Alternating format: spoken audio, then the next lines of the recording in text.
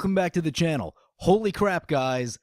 It is time for round 3 of bannings. I'm literally going to stop making gameplay videos and just release a new video every time Wizards bans something, and that'll still get me 3 or 4 videos a week.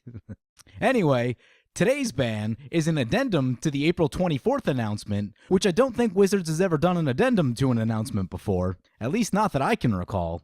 But Felidar Guardian is now banned from Standard. And I think a lot of people will agree with me when I say, good riddance to bad rubbish. I don't play a ton of Standard, but even when I was dabbling, I did run into the cat combo a bunch, and it is super annoying how resilient that deck is. So I'm not at all sad to see it go. Many of you probably aren't sad to see it go. And hopefully it will have a positive impact on Standard gameplay and the Standard community, which has been dwindling quite a bit of late. So why did Wizards make an addendum to their original announcement? The reason that they gave is that they thought they would need a little bit of time to examine the data on Magic Online after the release of Amonkhet, but it took them only a couple days to determine that the cat combo decks got even stronger. So they were saying that prior to the release of Amonkhet, the cat combo was making up approximately 40% of 5-0 and 4-1 deck lists, and after the release of Amonkhet, the win-loss ratio went even higher. I would say that cat combo has to be up there with one of the most dominant Standard decks ever.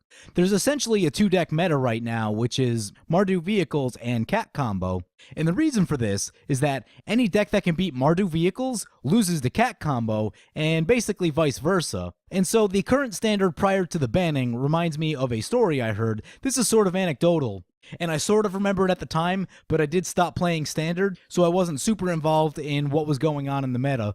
But when Caw-Blade was at its height, I've heard people say that the problem wasn't Caw-Blade, the problem was Valakut, because Valakut absolutely stomped any deck that could easily handle Caw-Blade. I remember running into the Valakut deck a whole bunch, and it was just a nightmare to play. I was playing aggressive aggro decks, and they would just get stonewalled so easily. And then it was prime time into Valakuts, and the game's over.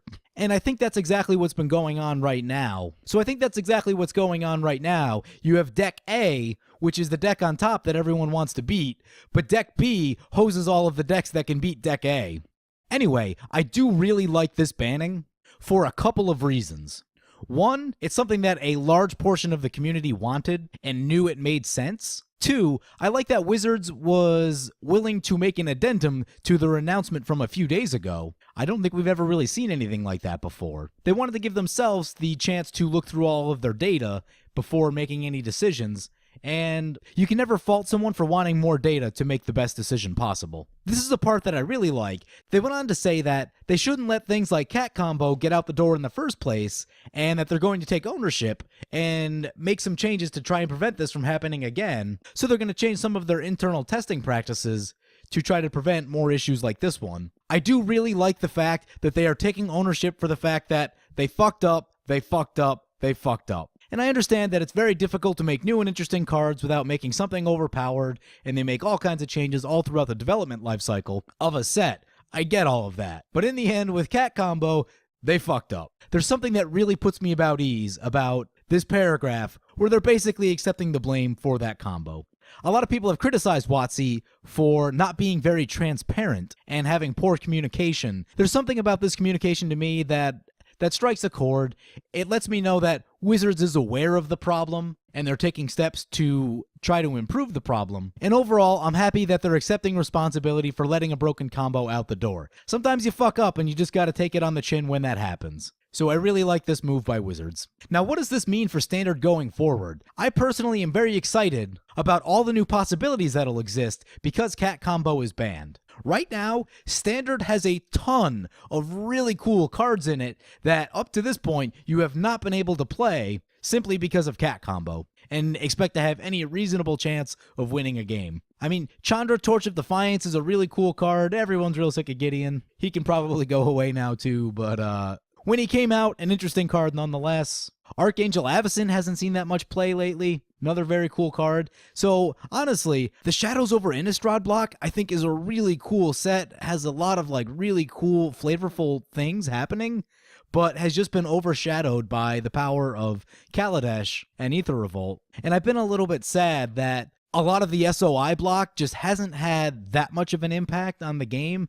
Everything's been pretty heavily focused from Kaladesh. And I completely understand why, because the power level in Kaladesh is just through the roof. And so that's one of the conundrums of game design, is that when you make something really powerful, if it's more powerful than other things that are available, you sort of push away all of those other cool things because everyone's just going to play the one that's most powerful. For example, if Gideon Ally of Zendikar didn't exist, Chandra Torch of Defiance would probably be like a $50 card, because basically the next best thing that you can do with 4 mana, at least in terms of a Planeswalker. But the fact that Gideon exists at 4 means that Gideon is going to trump basically all other 4-drops. To that same point, Chandra Torch of Defiance is a really cool card.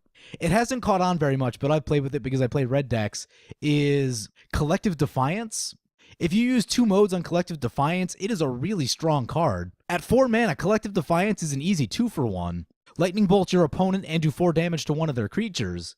But because Chandra Torch of Defiance exists, Chandra Torch of Defiance is a better 4 mana play because it'll hang around and keep doing more long after the Collective Defiance. Given the way that red decks work, it is very clunky to run both of those.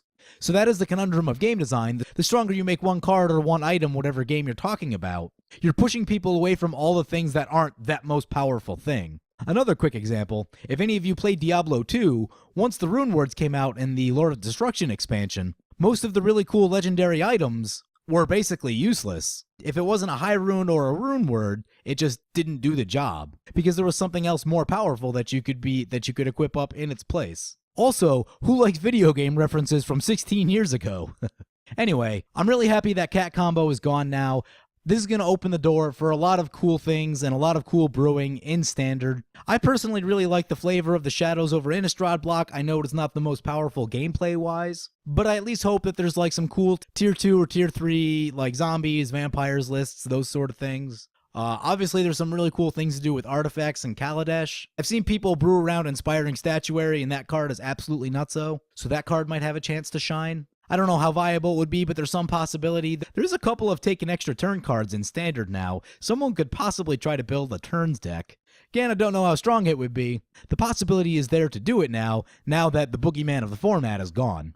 So anyway, cat combo is gone. I'm glad to see it go. And I think everyone, including myself, is excited to see what cool new decks arise in Standard now that cat combo is gone. Anyway, I wanted to keep this video real quick. Thank you guys for watching. Of course, let me know what you think about the cat combo banning. Let me know what decks you're excited to try out in Standard now. And of course, if you like this video, feel free to comment, like, or subscribe. Thank you for watching.